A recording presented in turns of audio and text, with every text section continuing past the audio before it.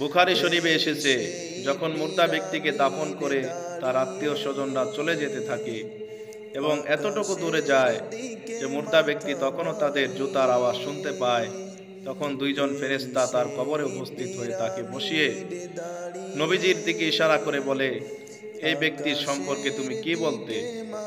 তখন লোকটি যদি মুমিন হয় তখন বলবে, ইনি হলো আল্লাহ তাআলার রাসূল, আমাদের নবী জনাবে মুহাম্মদুর রাসূলুল্লাহ সাল্লাল্লাহু আলাইহি ওয়াসাল্লাম। তখন ফেরেশতারা তাকে বলবে, তোমার জাহান্নামের আবাসস্থলের দিকে তাকাও। তখন ওই লোকটি জাহান্নামের আবাসস্থলের দিকে তাকানোর পর ফেরেশতারা বলবে, আল্লাহ তাআলা এই স্থানটির বদলায় তোমাকে জান্নাতের স্থান দান করেছে। সুবহানাল্লাহ।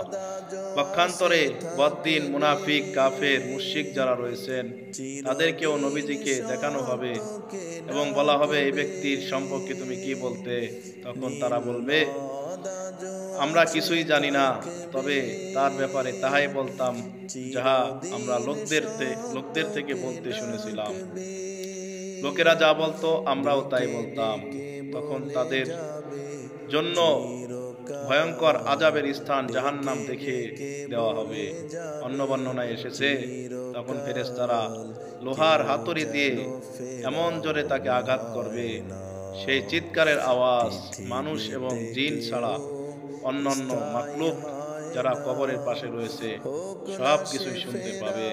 তাই আসুন আমরা সময় থাকতে নবীজির সাথে সম্পর্ক জুড়ি, নবীজিকে নবী হিসেবে, রাসূল হিসেবে মনে প্রাণে ধারণ করি, তার সুন্নাহকে অনুসরণ করি।